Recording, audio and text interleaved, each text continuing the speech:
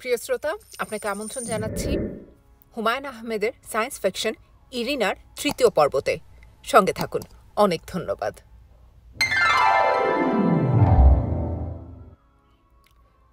আজ তুমি কেমন আছো ইরিনা? ভালো। মনের অস্থির ভাব কিছুটা কি কমেছে? হ্যাঁ, মানুষদের সঙ্গে রোবটদের একটা মিল আছে। এরা সব অবস্থায় সব পরিস্থিতিতে নিজেকে খাপ খাইয়ে নিতে পারে। আমি কি ঠিক বলিনি?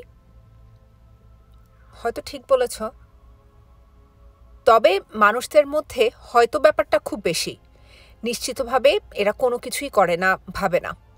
সবসময় তাদের মধ্যে সম্ভাবনার একটা ব্যাপার থাকে। কোনো একটি ঘটনায় একজন মানুষ একই সঙ্গে সুখী এবং অসুখী হয়। বড়ই রহস্যজনক। এসব কথাবার্তা শুনতে ভালো লাগছে না। তুমি যদি চাও আমি অন্য প্রসঙ্গ নিয়ে আলোচনা করব। রোবটদের সঙ্গে আমার কথা বলতে ভালো লাগে না। তুমি আমাকে রোবট ভাবছো কেন? আমি একজন অ্যানারোবিক রোবট। তুমি অনায়াসে আমাকে মানুষ হিসেবে ধরে নিতে পারো। মানুষের যেমন আবেগ থাকে, রাগ থাকে, ঘৃণা থাকে, আমাদেরও আছে। থাকুক, থাকলে তো ভালোই। রোবটিক্স বিদ্যার চূড়ান্ত উন্নতি হয়েছে। অধিকাংশ জ্ঞান বিজ্ঞানের চর্চা নতুন পৃথিবীতে বন্ধ হয়ে গেলেও রোবটিক্সের চর্চা বন্ধ হয়নি। কেন হয়নি জানো? জানি না, জানতেও চাই না। আমার মনে হয় এটা জানলে তোমার ভালো লাগবে। তোমার মনে হলে তো লাগবে না। ভালো লাগাটা আমার নিজের ব্যাপার। আমার কি ভালো লাগবে কি লাগবে না তা আমি বুঝব। ঠিক বলেছ। তবে ব্যাপারটা বলতে পারলে আমার ভালো লাগবে।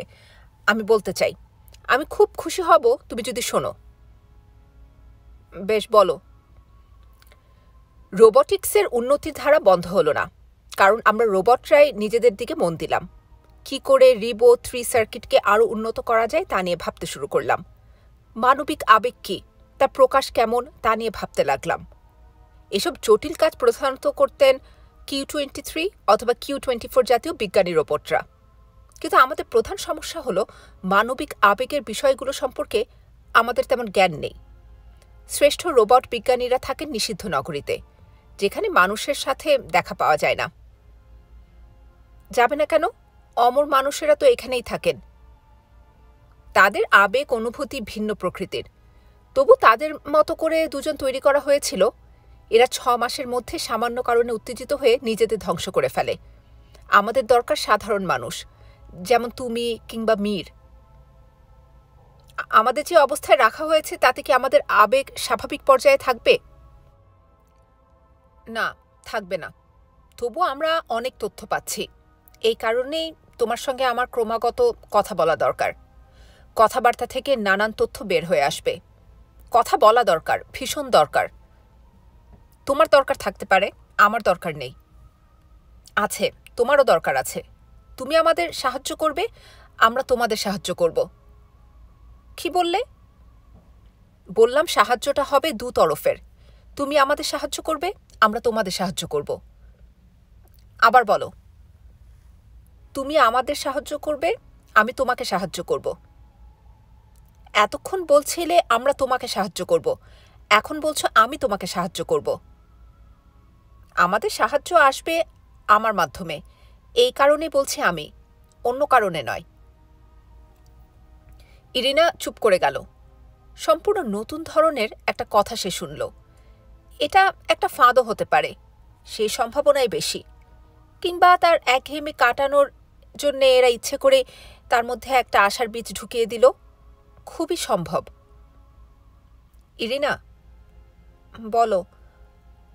আমরা মানুষের 3টি আবেগ সম্পর্কে জানতে চাই: ভয়, বিষাদ, ভালোবাসা। এই 3টি ছাড়াও তো আরও অনেক আবেগ মানুষের আছে। তা আছে, তবে আমাদের ধারণা এই 3টি হচ্ছে মূল আবেগ। অন্য আবেগ হচ্ছে এই 3টিরই রকম ফের। যেমন ধরো, ঘৃণা হচ্ছে ভালোবাসার উল্টো, আনন্দ হচ্ছে বিষাদের অন্য পিঠ। আমি কি ঠিক বলছি না? জানি না, হয়তো ঠিক বলছো। তুমি আমাকে বলো, ভয় ব্যাপারটা কি? ভয় কি আমি জানি, কিন্তু ব্যাখ্যা করতে পারবো না। এই যে আমি এখানে আছি, সারাক্ষণ ভয়ের মধ্যে আছি, তীব্র ভয়। এই ভয় হচ্ছে অনিশ্চয়তার ভয়। অনিশ্চয়তার ভয়। চমৎকার। অনিশ্চয়তাকে তুমি ভয় পাচ্ছ। তোমার সঙ্গী পাচ্ছে না কেন? সে তো সুখেই আছে। আমরা এক একজন এক এক রকম। তোমার কি ধারণা সে কোনো পরিস্থিতিতেই ভয় পাবে না? আমি কি করে বলবো? সেটা তার ব্যাপার। হয়তো নতুন কোনো পরিস্থিতিতে দেখব সে ভয় পাচ্ছে, আমি ভয় পাচ্ছি না। তোমরা মানুষরা খুবই জটিল। উল্টোটাও হতে পারে। হয়তো আমরা খুবই সরল। সরল জিনিস বোঝার ক্ষমতা নেই বলে তুমি আমাদের জটিল ভাবছ। আমার আর কথা বলতে ইচ্ছা করছে না। তোমার খাবারটা দিতে বলি? বলো। কোনো বিশেষ খাবার কি তোমার খেতে ইচ্ছে করছে? না। ইরিনা নিঃশব্দে খাওয়া শেষ করল। অ্যানারোবিক রোবটটি চুপচাপ বসে রইল। তার কোলে একটি বই। বইটির দিকে চোখ পড়তেই ইরিনার বিরক্ত লাগছে। গত 10 দিন ধরে এই ব্যাপারটি শুরু হয়েছে। খাওয়া শেষ হতেই রোবটটি তার হাতে একটা বই ধরিয়ে দেয়। গল্প, কবিতার বই। একটি বিশেষ অংশ পড়তে বলে। এটা তাদের এক ধরনের পরীক্ষা। বই পড়বার সময় ইরিনার মানসিক অবস্থার কি পরিবর্তন হয় তা রেকর্ড করা হয়। হৃৎপিণ্ডের স্পন্দন, রক্তচাপ, রক্তে বিভিন্ন ধরনের হরমোনের পরিমাণ, অক্সিজেন গ্রহণের পরিমাণ, নিও ফ্রিকোয়েন্সি। গত 10 দিন ধরে ইরিনাকে একটা ভয়ের গল্প পড়তে হচ্ছে। ভয়ঙ্কর সব গল্প। ভূত প্রেতের গল্প, খুন খারাপির গল্প, মানসিক রোগীর গল্প, পৃথিবী ধ্বংস হয়ে যাওয়ার গল্প। গল্পগুলো প্রাচীন পৃথিবীর মানুষদের লেখা। কেন তারা এসব ভয়াবহ গল্প লিখেছে কে জানে। ইরিনা খেতে খেতে বলল, আজ আমি কোনো গল্প পড়ব না। সহজ গলায় বললেও তার স্বরে ধাতব কাঠিন্য ছিল। অ্যানারোবিক রোবটটি বলল, আজকের গল্পটি ভয়ের গল্প নয়, আজ তুমি পড়বে হাসির গল্প। হাসির গল্প? হ্যাঁ, পৃথিবীতে যে কয়টি সেরা হাসির গল্প আছে এটি তার একটি। গল্প বললে ভুল হবে, হাসির উপন্যাসের একটি ক্ষুদ্র অংশ। হাসির গল্প পড়তে ইচ্ছা করছে না। তোমাকে এটি পড়তে হবে একটি বিশেষ কারণে। আমি তোমাকে অনুরোধ করছি। কারণটি হচ্ছে পৃথিবীর মানুষেরা এটাকে একটি হাসির গল্প মনে করে। লক্ষ লক্ষ মানুষ এই গল্প পড়ে প্রাণ খুলে হাসে। কিন্তু আমাদের ধারণা এটা একটা ভয়াবহ গল্প। গল্প পড়ে মানুষদের ভয় পাওয়া উচিত। তারা তা পায় না, তারা হাসে। কেন হাসে এটা আমরা ঠিক বুঝতে পারি না। তাহলে কি ভয় এবং হাসি এরা খুব কাছাকাছি? আমরা এই জিনিসটি বুঝতে চাই। তুমি কি খানিকটা কৌতূহল বোধ করছো না? না, করছি না। তুমি মিথ্যা কথা বললে। তুমি যথেষ্ট পরিমাণে কৌতূহল বোধ করছো। মানুষ যখন কৌতূহল বোধ করে তখন তার নিও ফ্রিকোয়েন্সি 70-এর মতো বেড়ে যায়। তোমার বেড়েছে। দয়া করে বইটি নাও এবং পড়ো। ইরিনা বইটি হাতে নিল। প্রায় সঙ্গে সঙ্গে দাগ দেয়া অংশ পড়তে শুরু করল। গোলক ধাঁধা নিয়ে গল্প। কয়েকটি মানুষ গোলক ধাঁধায় হারিয়ে যায়। বেরোবার পথ খুঁজে পায় না। এটাই হচ্ছে বিষয়বস্তু। মজার গল্প। পড়তে পড়তে ইরিনা হেসে কুটি কুটি। বইটির নাম এক নৌকায় 3 জন। গল্পটি এমন। হ্যারিস জানতে চাইল আমি কখনো হ্যাম্পটন কোর্টের সে বিখ্যাত গোলক ধাঁধায় গিয়েছি কিনা। সে বলল অন্যদের পথ দেখিয়ে দেবার জন্যে একবার সে গিয়েছিল। গোলক ধাঁধার ম্যাপ পড়ে সে বুঝতে পারল পয়সা খরচ করে গোলক ধাঁধা দেখতে যাওয়া নিতান্ত বোকামি। খুবই সাধারণ। কেন যে মানুষ পয়সা খরচ করে এটা দেখতে আসে কে জানে। হ্যারিসের এক চাচাতো ভাইয়েরও তাই ধারণা। সে বলল, এসেছ যখন দেখে যাও, এমন কোনো ধাঁধা নয়। যে কোনো বোকা লোকও ভেতরে গিয়ে 10 মিনিটের মধ্যে বের হয়ে আসতে পারে। জিনিসটা এতই সোজা যে একে গোলক ধাঁধা বলাই অন্যায়। ভেতরে ঢোকার আগে শুধু খেয়াল রাখতে হবে যখনই বাঁক আসবে তখনই যেতে হবে ডান দিকের রাস্তায়। চলো যাই, তোমাকে ব্যাপারটা দেখিয়ে আনি। সবার সঙ্গে গল্প করতে পারবে যে হ্যাম্পটন কোর্টের গোলক ধাঁধায় ঢুকেছ। ভেতরে ঢোকার পরই কয়েকজন লোক তাদের সঙ্গে দেখা করতে আসে। লোকগুলো ক্লান্ত, খানিকটা ভীত। তারা বলল, গত 1 ঘন্টা ধরে আমরা শুধু ঘুরপাক খাচ্ছি। আমাদের যথেষ্ট হয়েছে, এখন বেরোতে পারলে বাঁচি। হ্যারিস বলল, আপনারা আমার পেছনে পেছনে আসতে পারেন। আমি খানিকক্ষণ দেখব, তারপর বেরিয়ে যাব। লোকগুলো অসম্ভব খুশি হলো, বারবার ধন্যবাদ দিতে লাগলো। তারা হ্যারিসের পেছনে পেছনে হাঁটতে লাগলো। নানান ধরনের লোকজনের সঙ্গে তাদের দেখা হলো। গোলকধাঁধার বিভিন্ন অংশে আটকা পড়েছে, বেরুবার পথ খুঁজে পাচ্ছে না। এদের কেউ কেউ বেরুবার আশা পুরোপুরি ছেড়ে দিয়েছিল। তাদের ধারণা হয়েছিল জীবনে আর লোকালয়ে ফিরে যাওয়া হবে না। হ্যারিসকে দেখে তারা সাহস ফিরে পেল, আনন্দের সীমা রইল না। প্রায় 20 জনের মতো মানুষ তাকে অনুসরণ করছে। এদের মধ্যে আছে কাঁদো কাঁদো মুখে বাচ্চা কোলে এক মহিলা। তিনি বললেন যে তিনি ভোরবেলায় ঢুকেছিলেন আর বেরোতে পারছিলেন না, যেদিকেই যান আবার আগের জায়গায় ফিরে আসেন। হ্যারিস খুব নিয়মমাফিক প্রতিটি বাঁকে ডান দিকে যেতে লাগল। 10 মিনিটে বাঁক শেষ হবার কথা, কিন্তু ফুরোচ্ছে না। প্রায় 2 মাইলের মতো হাঁটা হয়ে গেল। একটা জায়গায় এসে হ্যারিসের কেমন যেন অস্বস্তি বোধ হলো। মনে হলো এই জায়গায় কিছুক্ষণ আগেই একবার এসেছে। এর মানেটা কি? হ্যারিসের চাচাতো ভাই জোর গলায় বলল, 7 মিনিট আগেও একবার এই জায়গায় এসেছি, ওই তো রুটির টুকরোটা দেখা যাচ্ছে। হ্যারিস বলল, হতেই পারে না। বাচ্চা কোলে মহিলাটি বললেন, আপনাদের সঙ্গে দেখা হবার আগে এই জায়গাতে আমি বসেছিলাম, রুটির টুকরোটি আমিই ফেলেছি। ভদ্রমহিলা রাগী দৃষ্টিতে হ্যারিসের দিকে তাকালেন এবং বললেন, আপনি একটা চালবাজ, গোলকধাঁধা থেকে বেরোবার কৌশল আপনার জানা নেই। হ্যারিস পকেট থেকে ম্যাপ বের করল এবং বেরোবার পথ কীরকম তা খুব সহজ ভাষায় বুঝিয়ে দিয়ে বলল, চলুন এক কাজ করা যাক, যেখান থেকে আমরা শুরু করেছিলাম সেখানে যাওয়া যাক। হ্যারিসের কথায় তেমন কোনো উৎসাহ সৃষ্টি হলো না। তবুও সবাই বিরক্ত মুখে হ্যারিসের পেছনে পেছনে উল্টো দিকে হাঁটতে শুরু করল। 10 মিনিট না যেতেই দেখা গেল তারা ঠিক আগের জায়গাতেই আছে। ওই তো রুটির টুকরোটি পড়ে আছে। হ্যারিস প্রথমে ভাবল যে সে এমন ভাব করবে যাতে সবাই মনে করে এটাই সে চাচ্ছিল। দলের লোকদের দিকে তাকিয়ে সাহসে কুলালো না। সবাইকে অসম্ভব ক্ষিপ্ত মনে হচ্ছে। হ্যারিসের মনে হলো দলপতি হিসেবে তার আগের জনপ্রিয়তা এখন আর নেই। যাই হোক, আবার ম্যাপ দেখা হলো, গভীর আলোচনা শুরু হলো। আবার শুরু করা গেল, লাভ হলো না।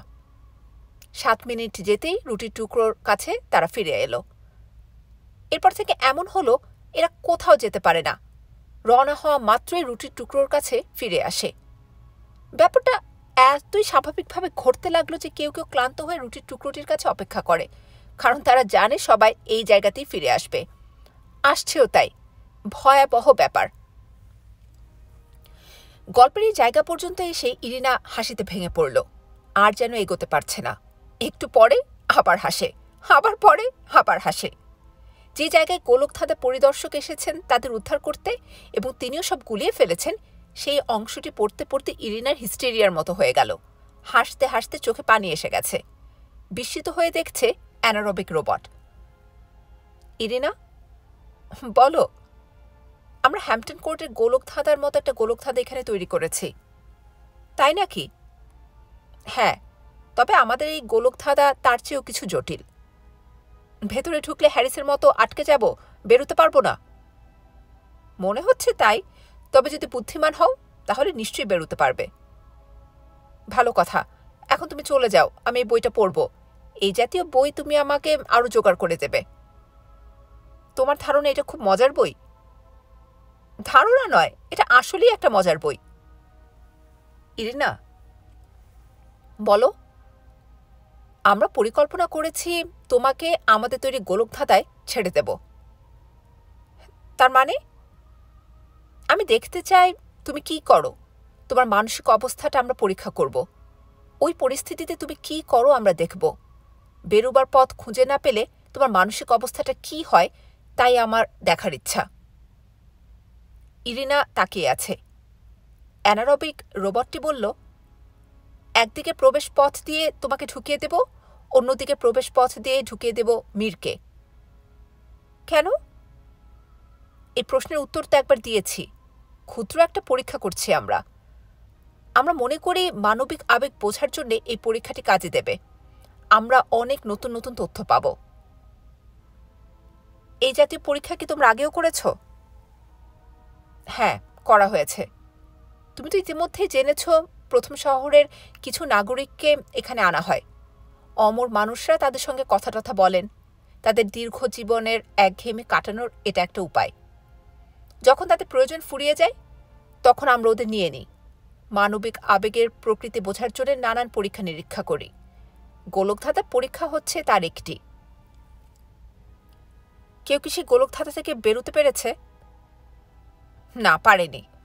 আমি তোমাকে আগেই বলেছি আমাদের গোলকধাঁধাটি যথেষ্ট জটিল। ইরিনা রুদ্ধ গলায় বলল, তুমি আমাকে বলেছিলে যদি আমি তোমাকে সাহায্য করি তুমি আমাকে সাহায্য করবে। এই তোমার সাহায্যের নমুনা। তুমি বুঝতে পারছো না, আমি কিন্তু তোমাকে সাহায্যই করছি। আমি সত্যি বুঝতে পারছি না কিভাবে সাহায্য করছো তুমি আমাকে। গোলকধাঁধার কথা আগেই তোমাকে বলে দিলাম। এতে তুমি মানসিকভাবে প্রস্তুত থাকার একটা সুযোগ পাচ্ছ, যা তোমার সঙ্গী পাচ্ছে না। বাহ, তোমার মহানুভবতায় মুগ্ধ হয়ে যাচ্ছি। কি বিশাল তোমার হৃদয়। তুমি মনে হচ্ছে আমার উপর রাগ করলে। ইরিনা উঠে দাঁড়িয়ে কঠিন গলায় বলল, নিয়ে চলো আমাকে গোলকধাঁধায়। তুমি ভয় পাচ্ছ না? না, পাচ্ছি না। তাহলে চলো যাওয়া যাক। ইরিনা হঠাৎ থমকে দাঁড়িয়ে বলল, যদি আমরা বেরোতে না পারি তখন কি হবে? বেরোতে না পারলে যা হবার তাই হবে। তার মানে? তুমি একজন বুদ্ধিমতী মেয়ে, মানে বুঝতে না পারার কোনো কারণ দেখছি না। তুমি বলেছিলে অমর মানুষদের জন্য আমাদের আনা হয়েছে। আমাদের কি তাদের এখন আর প্রয়োজন নেই?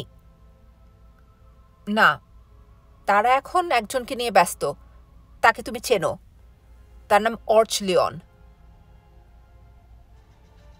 তার মন খুবই খারাপ। প্রায় 1 ঘন্টা ধরে তিনি তার ঘরের এই মাথা থেকে ও মাথা পর্যন্ত হাঁটলেন। তার স্বভাব হচ্ছে কিছুক্ষণ পরপর সিডিসিকে ডেকে তার সঙ্গে কথা বলা।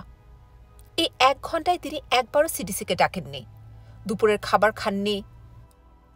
সবচেয়ে বড় কথা, একবারও আয়নার সামনে দাঁড়িয়ে নিজেকে মুগ্ধ চোখে দেখেননি। এইবার দাঁড়ালেন। নিজের চেহারা দেখে তেমন কোনো মুগ্ধতা তার চোখে ফুটল না, বরং ভুরু কুঞ্চিত করে তাকিয়ে রইলেন, যেন খুব বিরক্ত হচ্ছেন। সিডিসি, বলুন, শুনছি। আমাকে কি খুব উত্তেজিত মনে হচ্ছে? হ্যাঁ, হচ্ছে। তুমি কি জানো আমি কি নিয়ে উত্তেজিত? জানি না, তবে অনুমান করতে পারি। তোমার অনুমান কি? আপনি অর্চ লিওনের ব্যাপারে চিন্তিত। মোটেই না, ওকে নিয়ে চিন্তিত হবার কি আছে? কিছুই কি নেই? না, কিছুই নেই। আমি আমার জন্যে নতুন একটা নাম ভাবছি, কোনোটাই মনে ধরছে না। আপনি এই নিয়ে চিন্তিত? এমন একটা নাম হতে হবে যা ছোট, সুন্দর এবং কিছু পরিমাণে কাব্যিক। আবার বেশি কাব্যিক হলে চলবে না। আমি কি নামের ব্যাপারে আপনাকে সাহায্য করব? না। তিনি আয়নার সামনে থেকে সরে দাঁড়ালেন। তাকে দেখে মনে হচ্ছে তিনি চমৎকার একটি নাম খুঁজে পেয়েছেন। তার মুখ হাসি হাসি। একবার হাত মুঠো করছেন, একবার খুলছেন। খুশি হলে তিনি এমন করেন। সিডিসি, জি বলুন। তোমাকে একটা কাজ দিয়েছিলাম, তুমি করনি, ভুলে গেছো। আমি কিছুই ভুলি না। কুৎসিত রাজপুত্রদের নাম চেয়েছিলেন, নাম এবং অন্যান্য তথ্য জোগাড় করা হয়েছে। আপনাকে কি এখনই দেব? না, এখন দিতে হবে না। তুমি বরং অর্চ লিওনকে পর্দায় নিয়ে এসো, ওর সঙ্গে কথা বলবো। ঘরের যে অংশে আয়না ছিল সে অংশটি অদৃশ্য হল। বিশাল এক পর্দায় অর্চ লিওনের ছবি ভেসে উঠল। সে মাথা নিচু করে বসে আছে। সে তার সামনে রাখা পর্দায় অসম্ভব রূপবান এক যুবকের ছবি দেখছে। সিডিসির কথা শোনা যাচ্ছে। অর্চ লিওন, উঠে দাঁড়াও এবং অভিবাদন করো মহান গণিতজ্ঞ অমর বিজ্ঞানীকে। অর্চ লিওন উঠে দাঁড়ালো। তার মুখে কোনো কথা নেই। সে এই দৃশ্যের জন্য তৈরি ছিল না। তার ধারণা ছিল অত্যন্ত বয়স্ক এক বৃদ্ধকে দেখবে, যার মাথার সমস্ত চুল পাকা, চোখ ঘোলাটে, যে বয়সের ভারে কুঁজো হয়ে গিয়েছে। সে কাঁপা কাঁপা গলায় বলল, আমার অভিবাদন গ্রহণ করুন। গ্রহণ করা হলো। তুমি বসো। তুমি নিষিদ্ধ নগর সম্পর্কে অন্যায় কৌতূহল প্রকাশ করেছ? হ্যাঁ। কেন করেছ? করেছি যাতে আমার প্রতি আপনাদের দৃষ্টি পড়ে, কারণ আমি জানতাম কৌতূহল প্রকাশ করা মাত্রই আপনারা তা জানবেন। আপনারা আমার সম্পর্কে কৌতূহলী হবেন। যদি আপনাদের কৌতূহল অনেক দূর পর্যন্ত জাগাতে পারি, তাহলে হয়তোবা আপনারা আমাকে ডেকে পাঠাবেন। সরাসরি আপনাদের সঙ্গে কথা বলার সুযোগ হবে। আমি যা করেছি এই উদ্দেশ্যেই করেছি। আমার উদ্দেশ্য সফল হয়েছে। আমাদের সঙ্গে যোগাযোগ করতে চাও কেন? কৌতূহল, শুধুই কৌতূহল। এর বেশি কিছু না? জি না, এর বেশি কিছু না। কৌতূহল মিটেছে? না, এখনো বাকি। হ্যাঁ, আমি অনেক কিছু জানতে চাই। আমার মনে অনেক প্রশ্ন। আমি নিজেই সেসব প্রশ্নের জবাব বের করেছি। আপনাদের সঙ্গে কথা বলে জবাবগুলো মিলিয়ে নিতে চাই। তোমার একটি প্রশ্ন বলো। প্রশ্নটি হচ্ছে, থাক, এখন আর তোমার প্রশ্ন শুনতে ইচ্ছা করছে না। তুমি যেতে পারো। সিডিসি, পর্দা মুছে দাও। পর্দা অন্ধকার হয়ে গেল। তার তৃষ্ণা বোধ হচ্ছে। অত্যন্ত আশ্চর্যের ব্যাপার। তৃষ্ণার সঙ্গে সঙ্গে বমির ভাবও হচ্ছে। এই দুটি শারীরিক ব্যাপার তার একসঙ্গে কখনো হয় না। আজ হচ্ছে কেন? সিডিসি, বলুন, শুনছি। অর্চলিয়ন মানুষটি কি বুদ্ধিমান? আপনার কি মনে হয়? আমি তোমাকে একটা প্রশ্ন করেছি, তুমি তার উত্তর দেবে। উল্টো প্রশ্ন করছো কেন? যা বলছি তার জবাব দাও। লোকটি বুদ্ধিমান। নিষিদ্ধ নগরীতে আসবার জন্যে সে যে পদ্ধতি গ্রহণ করেছে তাতে কোনো খুঁত নেই। সে চায় কি? সেটা কি তার পক্ষে জবাব দেওয়া সহজ নয়? আমি পারি শুধু অনুমান করতে। তোমার অনুমান হবে যুক্তি নির্ভর। সেই অনুমানটি বলো। আমাকে আরো কিছু সময় দিন। তোমাকে 3 দিন সময় দেয়া হলো। এখন তুমি প্রথম শহর থেকে আসা ছেলে এবং মেয়েটি সম্পর্কে বলো। কি জানতে চান? ওরা কি করছে? ওরা এই মুহূর্তে গোলকধাঁধায় পথ খুঁজে বেড়াচ্ছে। ওদের গোলকধাঁধায় ছেড়ে দেয়া হলো কেন? আপনাকে আনন্দ দেবার জন্যে। দুটি বুদ্ধিমান প্রাণী পথ খুঁজে পাচ্ছে না, পাগলের মতো এদিক ওদিক যাচ্ছে। এই দৃশ্যটি অত্যন্ত উত্তেজক। আপনার দেখতে ভালো লাগবে।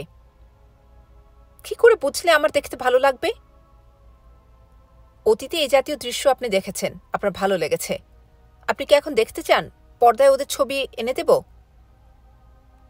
না, এখন দেখতে চাই না। আমার তৃষ্ণা হচ্ছে, ক্ষুধা হচ্ছে। খাবার ব্যবস্থা করো। প্রচুর খাবার চাই।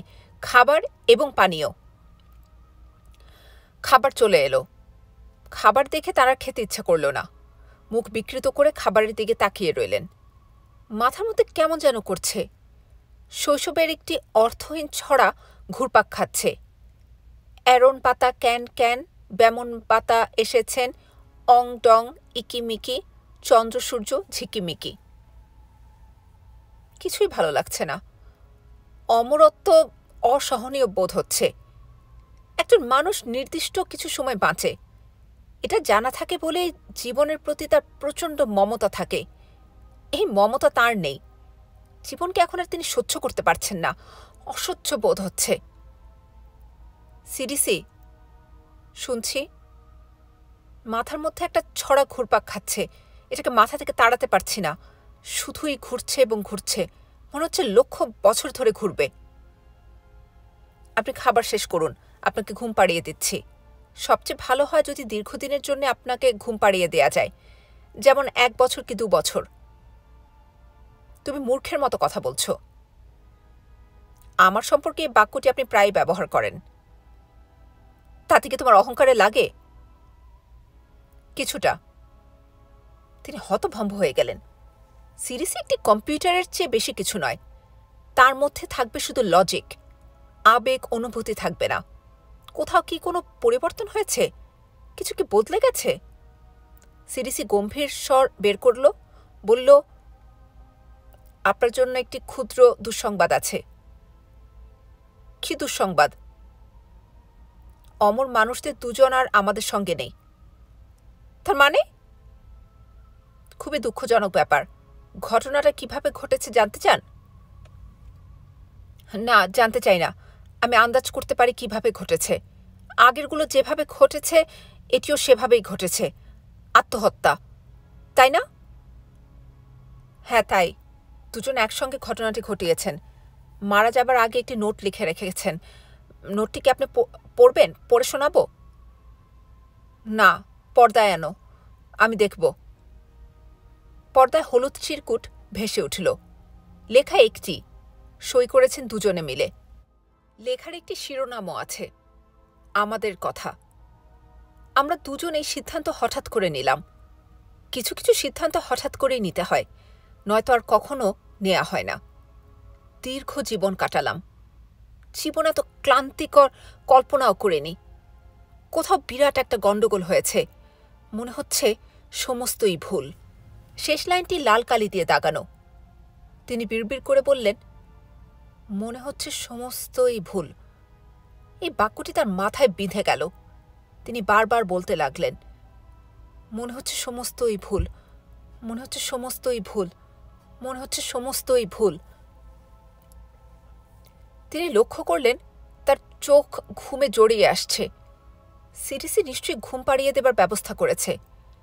তার ইচ্ছে হলো চেঁচিয়ে বলেন, আমি ঘুমাতে চাই না, আমি জেগে থাকব, অনন্তকাল বেঁচে থাকব, অযুত নিযুত বছর বেঁচে থাকব, আমি মৃত্যুহীন, অজড়, অমর, অবিনশ্বর।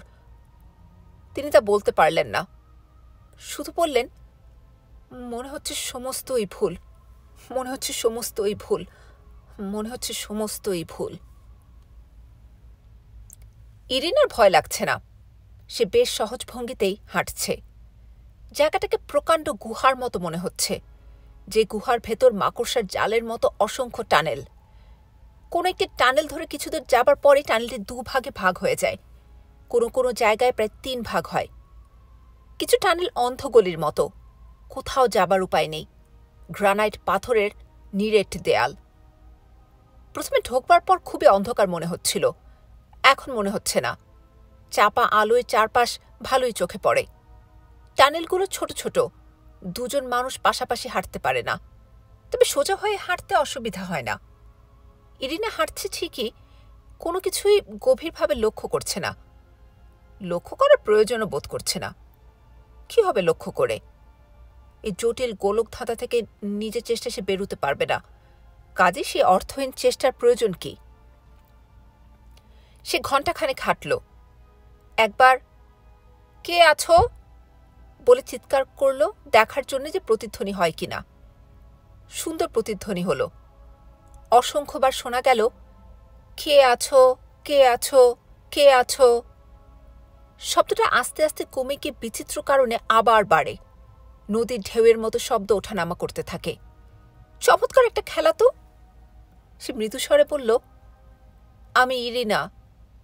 আবার সে আগের মতো হলো। ফিস ফিস করে চারিদিক থেকে বলছে, আমি ইরিনা, আমি ইরিনা, আমি ইরিনা। ঢেউয়ের মতো শব্দ বাড়ছে, কমছে এবং একসময় মিলিয়ে যাচ্ছে। তা পুরোপুরি মিলাচ্ছে না।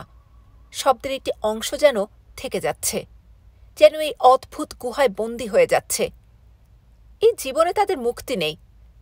আজ থেকে 1000 বছর পর কেউ এলে সেও হয়তো শুনবে তার কানের কাছে কেউ ফিসফিস করে বলছে, আমি ইরিনা, আমি ইরিনা। যাকে বলা হবে সে চমকে চারিদিকে তাকাবে। কাউকে দেখবে না। মানুষ থাকবে না, তার শব্দ থাকবে। হেও তো এক ধরনের অমরতা। এই বা মন্দ কি? রিনা খিলখিল করে হেসে গম্ভীর হয়ে গেল। তার ধারণা সে পাগল হয়ে যাচ্ছে। মানুষ কি করে পাগল হয় তা সে জানে না, যদিও চোখের সামনে একজনকে পাগল হতে দেখেছে। তার নাম কুনু। চমৎকার ছেলে, হাসি খুশি, অদ্ভুত অদ্ভুত সব রসিকতা করে। বেশিরভাগ রসিকতায় মেয়েদের নিয়ে। রসিকতা শুরু করার আগে ছোট্ট একটা বক্তৃতা দিয়ে নেয়। সম্মানিত মহিলাবৃন্দ, এবার আপনাদের লইয়া একটা রসিকতা করা হইবে। যাহারা এই জাতীয় রসিকতা সহ্য করিতে অক্ষম, তাহাদের নিকট অধীনের বিনীত নিবেদন, আঙ্গুলের সাহায্যে 2 কান বন্ধ করুন। যথাবিহিত বিজ্ঞপ্তি দেয়া হইল। ইহার পরে কেহ আমাকে দোষ দিবেন না। ইতি আপনাদের সেবক কুনু। বেচারা কিভাবে যেন একটি মেয়ের প্রেমে পড়ে গেল। সারাক্ষণ তার চেষ্টা কি করে মেয়েটাকে আশেপাশে পাবে, মেয়েটির সঙ্গে 2টি কথা বলবে, বাড়ি ফেরার সময় একসঙ্গে ফিরবে। মেয়েটি খুব বুদ্ধিমতী ছিল। কুনুকে বলল, তুমি সবসময় আমার সঙ্গে থাকতে চাও কেন? কুনু লাজুক গলায় বলল, আমার ভালো লাগে, এই জন্যে থাকতে চাই। তোমার কথা শুনে আমার ভালো লাগলো। আমি কেন, যে কোনো মেয়েরই ভালো লাগবে। কিন্তু পরের অবস্থা চিন্তা করে দেখেছ? পরের কি অবস্থা? আমি এই বছরই বিয়ের অনুমতি পাবো, কাউকে বিয়ে করতে হবে। তুমি অনুমতি পাবে আরও 3 বছর পর, তখন তোমার কষ্ট হবে। কষ্ট হলে হবে। মেয়েটির বিয়ে হয়ে গেল, প্রথম শহরের বিবাহ দপ্তরে ঠিক করে দেয়া একটি ছেলের সঙ্গে। তবে কুনু সবসময় চেষ্টা করে মেয়েটির আশেপাশে থাকতে। মেয়েটি যখন তার স্বামীর সঙ্গে কাজে শেষে বাড়ি ফেরে, কুনু দূর থেকে তাদের অনুসরণ করে। ছুটির সময় মেয়েটির বাড়ির সামনে ঘণ্টার পর ঘণ্টা দাঁড়িয়ে থাকে। মেয়েটি এবং তার স্বামী দুজনেই খুব অস্বস্তি বোধ করে। কুনুর পাগল হবার শুরুটা এখান থেকে, শেষ হয় খাদ্য দপ্তরে। খাবারের টিকিটের জন্য সবাই লাইনে ধরে দাঁড়িয়ে আছে। হঠাৎ কুনু হাসতে শুরু করল। প্রথমে মিটিমিটি হাসি, তারপরে উচ্ছ্বসিত হাসি। সে হাসি আর থামেই না। দুজন রোবট কর্মী ছুটে এলো। কুনুকে সরিয়ে নেওয়া হলো। সংবাদ বুলেটিনে বলা হলো, মাথা খারাপ হয়ে যাবার কারণে কুনুকে নষ্ট করে ফেলা হয়েছে, যেন সে একটি ভঙ্গুর আসবাব, কাঁচের কোনো পাত্র। চাইলেই নষ্ট করে ফেলা যায়। নষ্ট করতে কোনো দোষ নেই, কোনো অপরাধ নেই। এই মেয়ে! ইরিনা চমকে উঠল। নিজেকে খুব সহজেই সামলে নিল। পা গুটিয়ে মীর বসে আছে, তার মুখ ভর্তি হাসি। মীর বলল, তোমাকেও এখানে এনে ফেলে দিয়ে গেছে নাকি? তুমিও এলে? দেখতেই তো পাচ্ছেন, আবার জিজ্ঞেস করছেন কেন? আস্তে আস্তে কথা বলো। শব্দ করে বললে বিকট প্রতিধ্বনি হয়। যা বলার কানের কাছে মুখ এনে বলো। আমার কিছু বলার নেই। আরে কি মুশকিল, আমার ওপর রাগ করছো কেন? আমি তো তোমাকে গুহায় এনে ফেলিনি। আপনি এখানে বসে বসে কি করছেন? তোমার জন্য অপেক্ষা করছি। যে জায়গাটায় বসে আছি সেটা হচ্ছে কেন্দ্রবিন্দু। তোমাকে এখানে আসতেই হবে। আমি যে এখানে আছি কি করে বুঝলেন? আপনাকে ওরা বলেছে? আরে না, কিছুই বলেনি। নিজের ঘরে ঘুমোচ্ছিলাম, হঠাৎ জেগে উঠে দেখি এখানে শুয়ে আছি। কিছুক্ষণ হাঁটাহাঁটি করে বুঝলাম এটা একটা গোলক ধাঁধা। বেশ মজা লাগলো। ঘণ্টাখানেক আগে তোমার গলা শুনলাম, তারপর থেকেই তোমার জন্য অপেক্ষা করছি। ইরিনা বলল, আপনি তো একবার বলেছিলেন যে আপনি খুব বুদ্ধিমান, এখান থেকে বেরোতে পারবেন। আরে এই মেয়ে কি বলে, পারবো না কেন? ব্যাপারটা খুবই সোজা। তোমাকে যে কোনো একদিকে বাঁকড়িতে হবে, হয় ডান দিকে যাবে নয়তো বাঁ দিকে, তাহলেই হলো। তবে এমনিতে ডান বাম ঠিক রাখা মুশকিল। কাজের সবচেয়ে ভালো বুদ্ধি হচ্ছে ডান হাতে ডান দিকের দেয়াল ছুঁয়ে ছুঁয়ে যাওয়া। আপনি গিয়েছিলেন? নিশ্চয়ই। গোলক ধাঁধার রহস্য 5 মিনিটের মধ্যে বের করেছি। সত্যি কি করেছেন? আরে কি মুশকিল, আমি তোমার সঙ্গে মিথ্যা কথা কেন বলবো? বসো এখানে, গল্প করি। গল্প করবেন? আচ্ছা, আপনি কি পাগল? মীর অত্যন্ত অবাক হলো। এই মেয়েটির রাগের কোনো কারণ তার মাথায় ঢুকছে না। রাগ হলেও হওয়া উচিত যারা মেয়েটিকে এখানে এনেছে তাদের ওপর। সে তো আর এখানে আনেনি। মীর দ্বিতীয়বার বলল, বসো ইরিনা, কেন শুধু শুধু রাগ করছো? ইরিনা তাকে অবাক করে দিয়ে সত্যি সত্যি বসল। হালকা গলায় বলল, মনে হচ্ছে আপনি খুব সুখে আছেন। সুখে তো আছি। কেন সুখে আছেন জানতে পারি? সুখে আছি কারণ এই প্রথম নিজের মতো করে থাকতে পারছি। যেসব প্রশ্ন করা মাত্র প্রথম শহরের লোকদের শাস্তি হয়ে যায়, সেই সব প্রশ্ন করতে পারছি এবং জবাবও পাচ্ছি। আর এই যে একটা ছোট্ট ঘরে আপনাকে দিনের পর দিন বন্ধ করে রাখা হয়েছে, তার জন্য খারাপ লাগে না? না তো, চিন্তা করবার মতো কত কি পাচ্ছি। চিন্তা করে করে কত রহস্যের সমাধান করে ফেললাম। তাই বুঝি? মীর আহত গলায় বলল, আমার কথা বিশ্বাস হচ্ছে না? কয়েকদিন আগে একটা রহস্য ভেদ করলাম। সেই কথা শুনলে তুমি অবাক হবে। যেমন ধরো, অমর মানুষদের সংখ্যা এখানে 9 জন। একসময় ছিল 40 জন। তাদের মধ্যে পুরুষও ছিলেন এবং রমণীও ছিলেন, তবু সংখ্যা বাড়ল না। এর মানে কি? এর মানে হচ্ছে অমর মানুষদের ছেলেপুলে হয় না। এটাই আপনার বিশাল আবিষ্কার। আবিষ্কারটা খুব ক্ষুদ্র এরকম মনে করারও কারণ নেই। ভালো মতো ভেবে দেখো, অমর মানুষরা বংশবৃদ্ধি করতে পারে না এবং তাদের সংখ্যা কমছে, অর্থাৎ তারা অমর নন। ইরিনা তাকিয়ে আছে, মীর উজ্জ্বল চোখে হড়বড় করে কথা বলে যাচ্ছে। মনে হচ্ছে তার আনন্দের কোনো সীমা পরিসীমা নেই। ইরিনার মনে হলো, এই লোকটি কি নির্বোধ! একমাত্র নির্বোধরাই এমন অবস্থায় এত হাসি খুশি থাকতে পারে। মীর হাত নেড়ে বলল, নিষিদ্ধনগর জায়গাটা কোথায় বলো তো? ইরিনা তাকিয়ে রইল, উত্তর দিল না। মীর বলল, জায়গাটা মাটির ওপরে না নিচে এটা বলো। মাটির নিচে হবে কেন? এই ব্যাপারটাই আমাকে খটকায় ফেলে দিয়েছে। মাটির নিচে কেন? কারণটা আমি বের করেছি। কারণ পরে শুনব, আগে বলুন জায়গাটা মাটির নিচে বলে ভাবছেন কেন? জায়গাটা মাটির নিচে বলে ভাবছি কারণ এখানে কখনো বাতাস বইতে লক্ষ্য করিনি। সারাক্ষণে বাতি জ্বলছে এবং এখানকার তাপমাত্রা সবসময় সমান থাকে, কোনো হ্রাস বৃদ্ধি নেই। মাটির ওপরেও তো এরকম একটা ঘর থাকতে পারে, বিশাল একটি ঘরের ভেতরের দিকেও ঘর থাকতে পারে, এরকম হতে পারে না? হ্যাঁ, তা অবশ্যই পারে, তুমি ঠিকই বলেছ। আমারও এরকম সন্দেহ হয়েছিল, কাজে আমি খুব বুদ্ধিমানের মতো একটি প্রশ্ন করে অ্যানারোবিক রোবটের কাছ থেকে উত্তরটা বের করে ফেললাম। কি প্রশ্ন? আমি জিজ্ঞেস করলাম, জায়গাটা মাটির উপরে না নিচে? সে বলল, নিচে। ইরিনা হাসবে না কাঁদবে বুঝতে পারল না। কি বিচিত্র মানুষ! ইরিনা বিরক্ত হয়ে বলল, শুধু শুধু এত হাসছেন কেন? হাসছি কারণ এত চিন্তা ভাবনা করে এই জিনিসটা বের করা দরকার ছিল না, রোবটকে জিজ্ঞেস করলেই হতো। হাসবেন না, আপনার হাসি শুনতে ভালো লাগছে না। প্রথম দুদিনের নিষিদ্ধনগর নিয়ে কোনো প্রশ্ন করলে উত্তর দিত না, এখন যা জানতে চাই বলে দেয়। এর মানেটা কি বলো তো? জানি না। এর মানে হচ্ছে ওরা আমাদের মেরে ফেলবে। মারবার আগে একটু ভালো ব্যবহার করছে। আমাদের মেরে ফেলবে? এটা কি খুব আনন্দের ব্যাপার? এরকম করে হাসছেন কেন? কি করতে বলো আমাকে? পা ছড়িয়ে বসে বসে কাঁদব? ইরিনা চুপ করে আছে।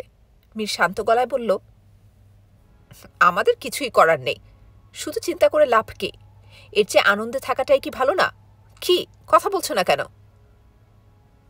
ইচ্ছে করছে না তাই বলছি না, আপনিও দয়া করে বলবেন না। আমি আবার কথা না বলে থাকতে পারি না। কাউকে পছন্দ হলে আমার শুধু কথা বলতে ইচ্ছে করে। তোমাকে কিছুটা পছন্দ হয়েছে। ইরিনা উঠে দাঁড়ালো, কয়েক মুহূর্ত অপেক্ষা করেই হাঁটতে শুরু করলো। এই, তুমি যাচ্ছ কোথায়? তা দিয়ে আপনার কোনো দরকার নেই। খবরদার, আপনি আমার পেছনে পেছনে আসবেন না। মীর অবাক হয়ে তাকিয়ে আছে। ইরিনা একবারও পেছনে না ফিরে প্রথম বাঁকেই ডান দিকে ফিরল।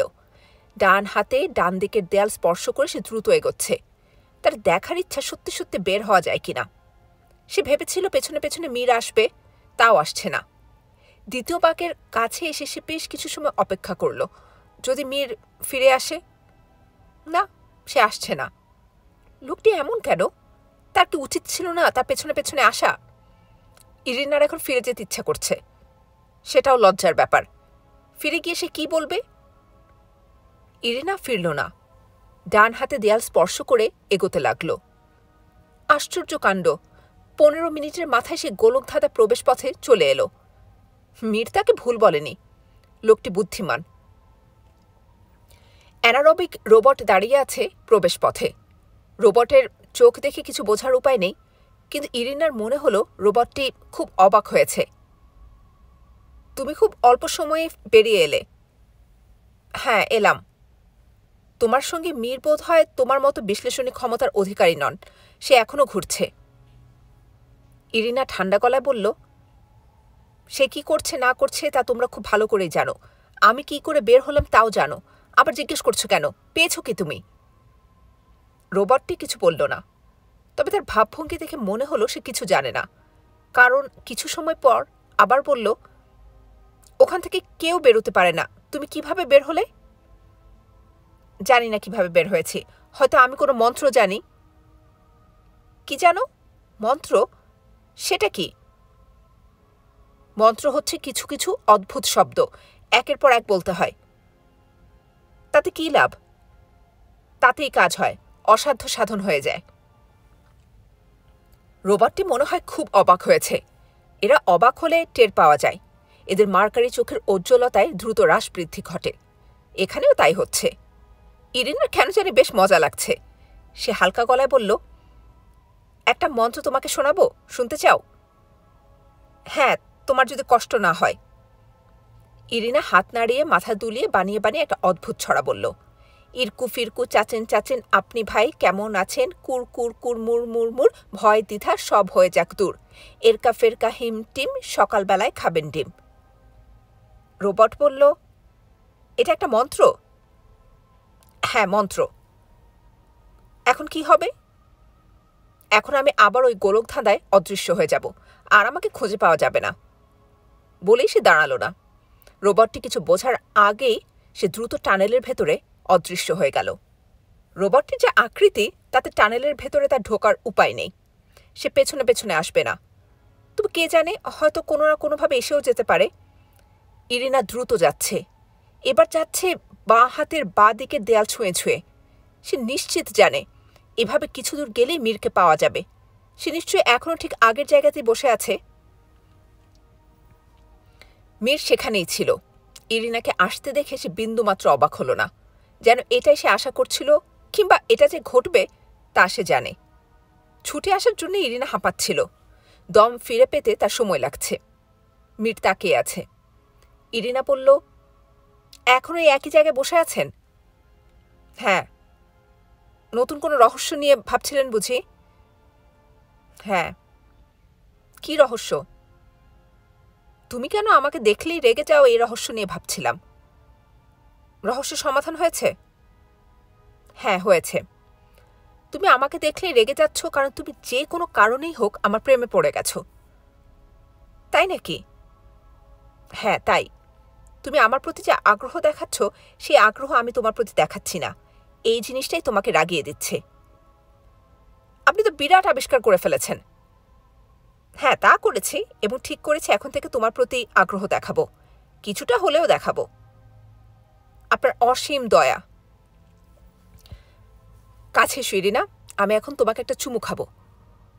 ইরিনা কাছে এগিয়ে গেল এবং মীর কিছু বুঝে ওঠার আগে তার গালে প্রচণ্ড একটা চড় বসিয়ে দিল। মীর হতভম্ব। সে তার গালে হাত বোলাচ্ছে এবং অদ্ভুত চোখে ইরিনাকে দেখছে। মীর দুঃখিত গলায় বলল, এরকম করলে কেন? আমি কিন্তু ভুল বলিনি, সত্যি কথাই বলেছি, এবং তুমিও জানো এটা সত্যি, জানো না? ইরিনা তাকিয়ে আছে। তার বড় বড় চোখ মমতায় আর্দ্র। তার খুব খারাপ লাগছে। এরকম একটা কাণ্ড সে কেন করল? সে ক্ষীণস্বরে বলল, আপনি কিছু মনে করবেন না, আমি খুব লজ্জিত। আমি কিছু মনে করিনি, শুধু একটু অবাক হয়েছি। আমার চুমু খাবার তেমন কোনো ইচ্ছা ছিল না। আমার মনে হচ্ছিল চুমু খেলে তুমি খুশি হবে। আমি তোমাকেই খুশি করতে চাচ্ছিলাম।